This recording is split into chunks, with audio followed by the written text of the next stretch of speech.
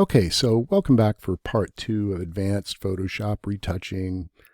Um, so we started by finding the darkest, lightest, and mid-gray points in this image, and that helped us to target those areas with the curves adjustment, and it reset our values and solved our color cast problems all at once.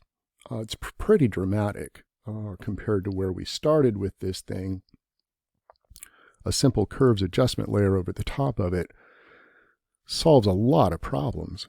It is a little bit of work, and you may be thinking, wow, I'll never remember how to do all that, but I'm living proof that you can memorize a few steps in Photoshop and execute them pretty quickly. So just to prove that point, I'm going to jump over to another image right quick. This image, not a lot of darks or bright highlights. It's a lot washed out kind of in the middle. It's got a blue cast. So I'm going to just run through those steps again very quickly to show you that it doesn't take that long. Okay, so remember, first things first, we need to find, using threshold, darkest point, eyedropper, shift click it, lightest point, shift click. Okay, I'm going to hide that. New layer. Fill it with gray. Change that blending mode to difference. Turn the threshold back on and select it. Find that darkest spot, which is actually middle gray. I'm going to click that one right there. Okay, don't need those anymore. Add a curves adjustment. Dark eyedropper.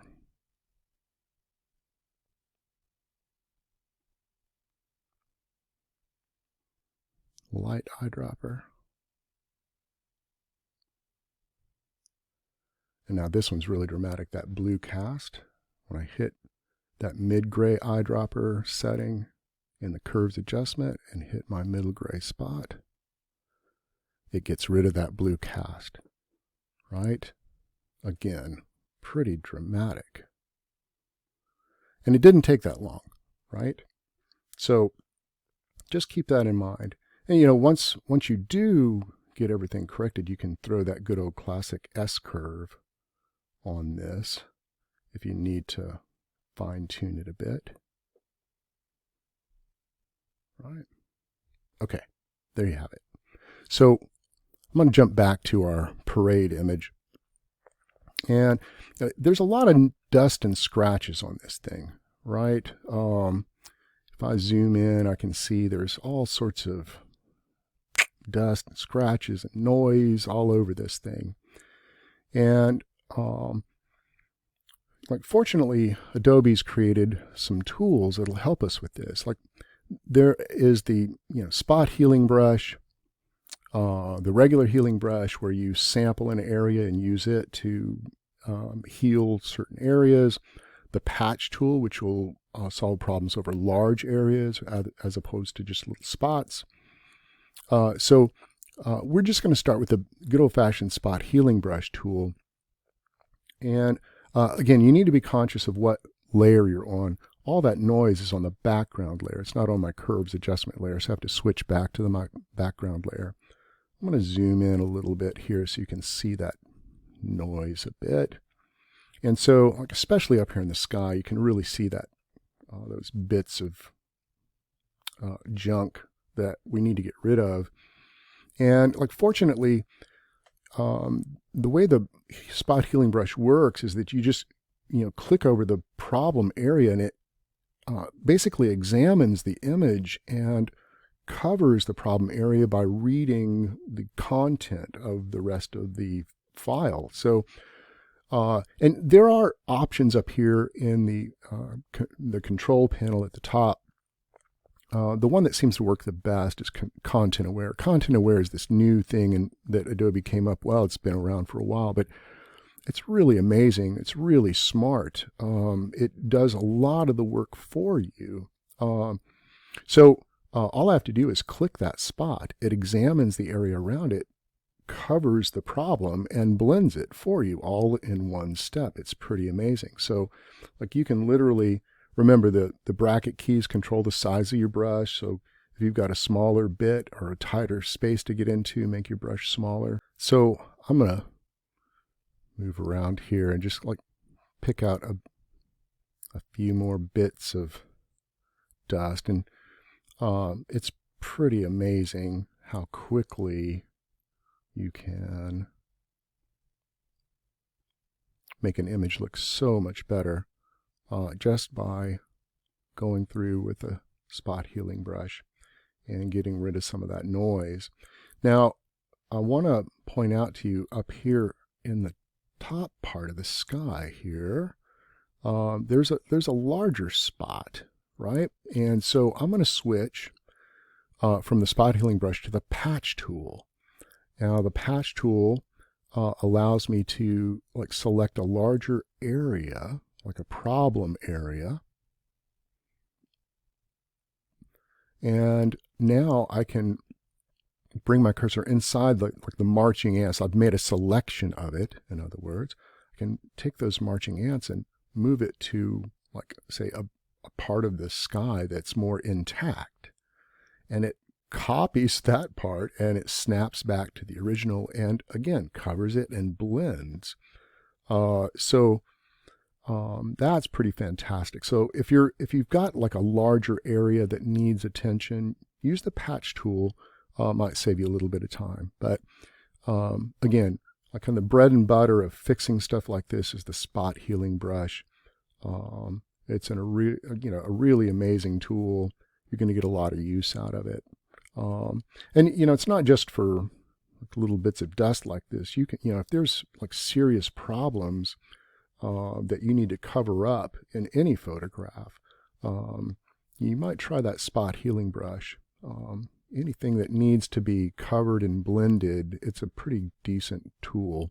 You should at least give it a shot, see if it'll solve your problems for you. So it basically, whether it's a light area, a dark area, it recognizes the problem and solves it for you. All right. And sometimes you can click and drag for a larger area, but usually it performs best if you just click spots to cover this. Okay. Okay, so I want to talk to you about the possibilities of adding color to a black and white photograph. It's not the sort of thing that you may want to need to do a lot of, but it is kind of fun. So, like, here's a version of that same image where I've just taken the black and white image, and I've added a little color to it, and it's just simply a layer where I've painted in that basic color for those elements. It's not like a really careful job of doing it, but if you lay it down just right, you can actually make something that looks pretty decent. Now, this is at 100% opacity on that color layer, and it usually looks a little better if you reduce that opacity. It kind of helps you control the saturation. And I've just changed that layer's blending mode to color, right? Like here it is in normal at 100% opacity. But if I knock that down to like 50% roughly, and change the blending mode so that it's only the color that's being added and nothing else. That way the details of the original black and white photo show through, and it's just a hint of color, more subdued color. I do want to point out there's lots of ways to add color to flesh tones on a black and white photo, but one recipe that I tend to work with, because I like to paint, is like if you change your color panel, like if you come over here to the menu for that panel, right? And you choose the CMYK sliders, right? Cyan, magenta, yellow, black. These are printer's inks. It's also more akin to artist color. So the way that you kind of dial up a flesh tone to paint with is you've got to remember that there's no black ink in flesh tones. All those darker values come from blues, right? Like we add blue to red and yellow to deepen those tones, to make a more natural flesh tone. So what you want is to have more yellow in your mixture than magenta, and then like dial the cyan down and just bring up enough cyan to deepen that tone. So if you notice here, right, and like when you want to use darker tones, then you just dial that up, like just keep increasing these ink amounts, like the color amounts, and as you increase them, that flesh tone gets deeper and deeper, right? So like you can keep pushing it darker and darker. Get the idea? So more yellow than magenta, more magenta than cyan. And cyan is basically what adds that darker value to it, right? Okay, so once you've got your flesh tone dialed up, you get your brush out and start painting, right?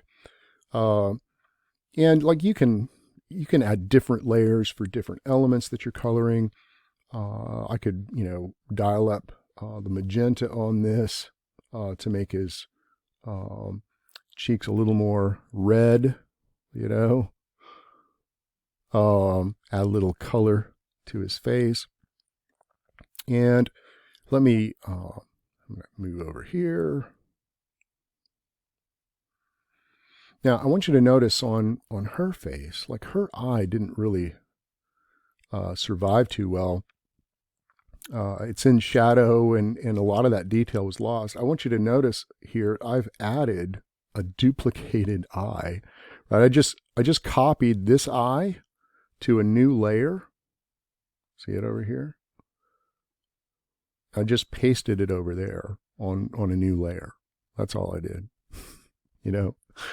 Sometimes the answer to your prayers is right there in the photograph. And since human beings are mostly symmetrical, sometimes that helps. All right, so I want to point out on her, I'm hitting the left bracket key to make my brush a little smaller. And I've got that more magenta-like color. I can add a little color to her cheeks or to her lips. So I want to remind you guys that the dodge and burn tools, right? The O key on the keyboard is a shortcut for dodge and burn. Remember that dodge is going to lighten things, but you really have to be careful not to go too far. Like that was an exposure of 11%. It obviously went too far too fast. I dumbed that down to 4, and even then it's like her teeth are maybe a little too white. From a distance, she might glow from a distance. So like you have to watch it. You have to be careful. And it's like keep those settings for dodge and burn pretty low. So if I switch, like Shift O switches between them. Let me again reduce the size here. But I can darken areas like shadows that need to be darkened a bit. If I want to, see, again, it's too strong. I've got to have an exposure percentage. It's really low, like maybe 4%, right? And even then, it's pretty strong. So just be like real conservative with your numbers on these things, because it doesn't take much to make it look fake, right? So if you need to kind of fine tune shadows and highlights, just keep your exposure percentages really low on dodge and burn tools. Okay, not too shabby. Like, from where we started, right, to where we ended up, like especially like this jump, like adding that curves to really correct all those values and that color cast. You may think that the painted black and white photo looks kind of cheap, but I don't know, it's kind of fun to do. So give it a shot. Good luck to you.